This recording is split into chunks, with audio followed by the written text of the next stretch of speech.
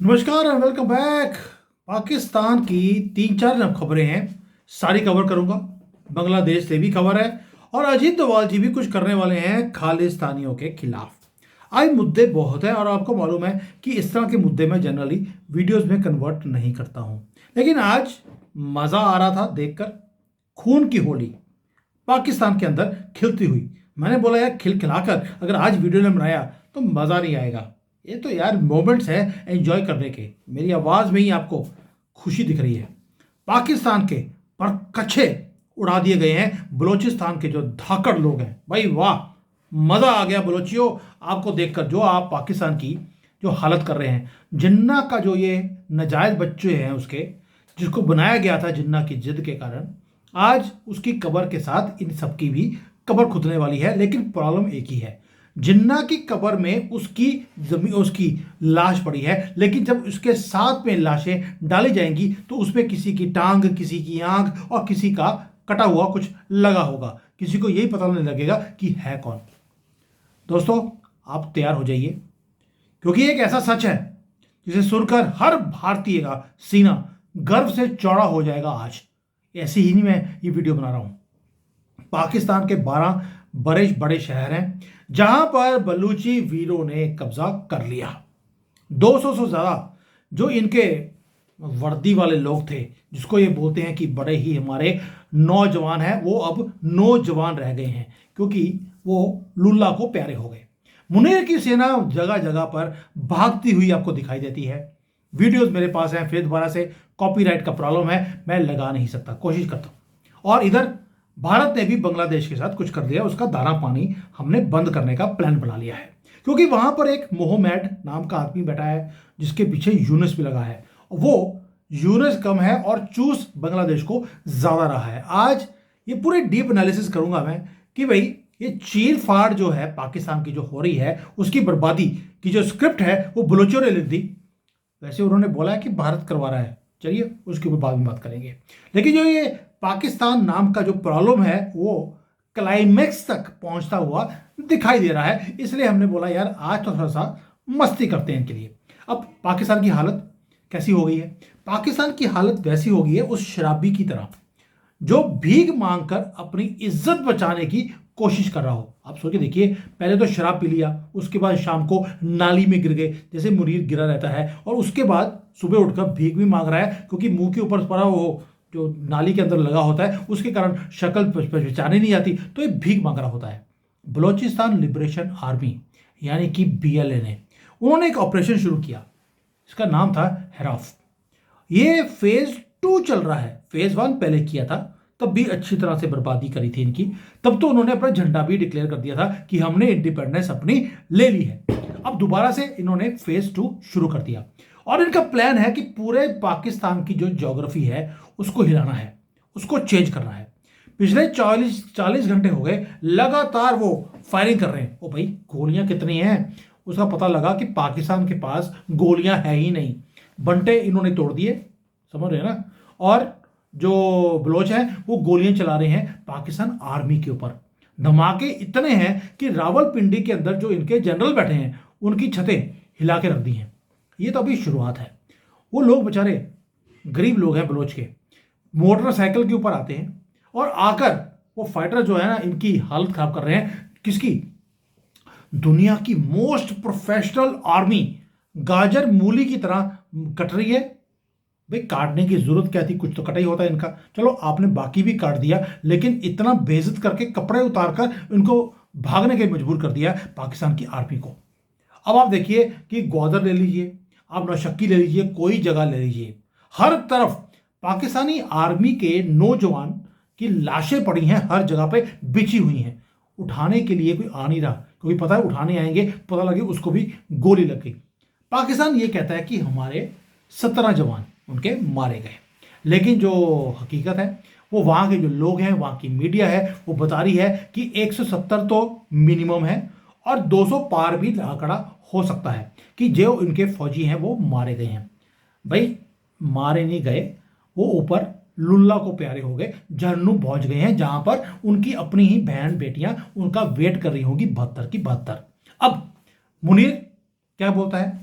भाई हम जो है ना इसका पूरा मुकाबला करेंगे, और उन्होंने क्रश करना भी शुरू कर दिया बलोच के फ्रीडम फाइटर्स को।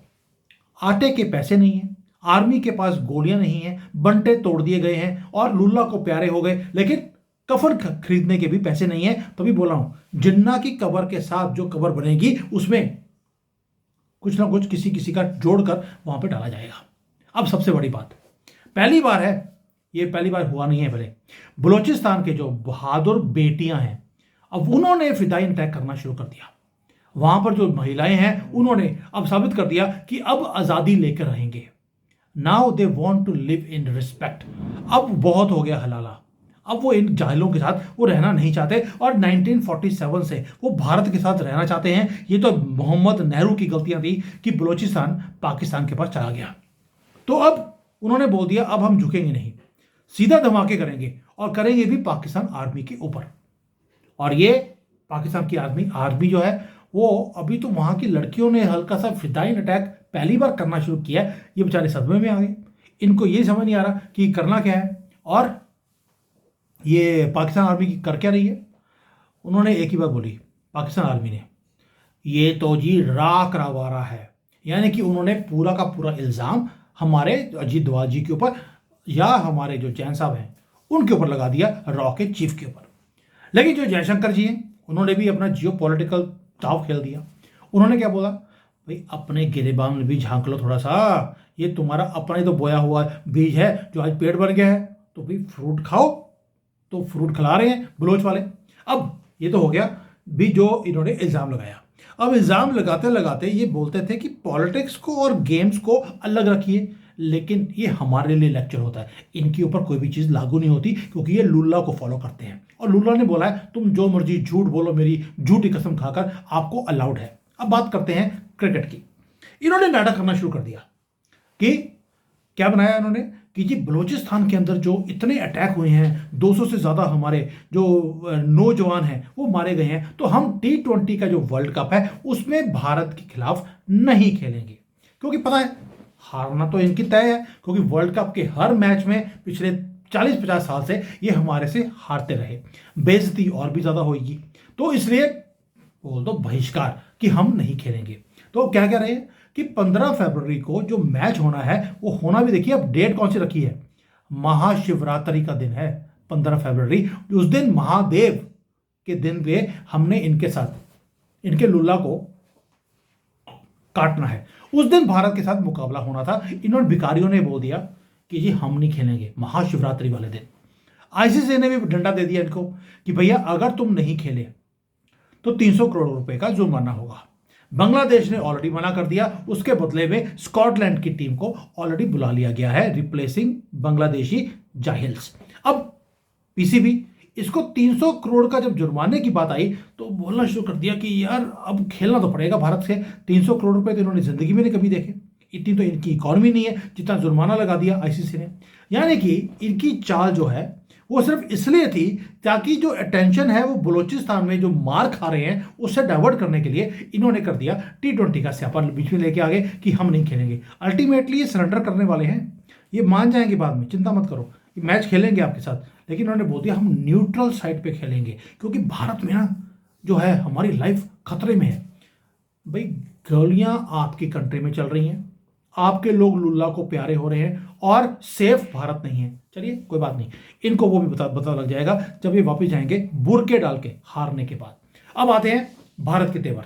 भाई आपने देखा भारत का तेवर क्या है, हम कुछ बोल ही नहीं रहे, ना तो हम कुछ करते हैं क्योंकि जैसा बैठे हैं, और दूसरा हम बोलते भी नहीं है और करते भी नहीं है, बस बजट में थोड़ा सा कुछ काट दिया। हमारी निर्मला सीतारमण जी कहती हैं कि इनका तो कुछ कटा होता है। अब ऐसे करते हैं, इन कुत्तों को हड्डियां भी देने का या मांस देने का, खाना देने का कोई फायदा नहीं है। हमने जो इनका बजट था, इनको कोई ग्रांट कोई और देते थे, इनको कोई पैसे देते थे हर साल के लिए, हमने वो भी काट दिए। यानी कि बांग्लादेश का भी दाना पानी हमने बंद कर दिया। पाकिस्तान को तो हम कभी भीख देते ही नहीं थे। ये तो हो गया जो हमने बांग्लादेश के साथ, पाकिस्तान के साथ T20 का जो हमने इनका हाल किया है। अब सबसे बड़ी खबर क्या है, सबसे बड़ी खबर है अजीत डोभाल की।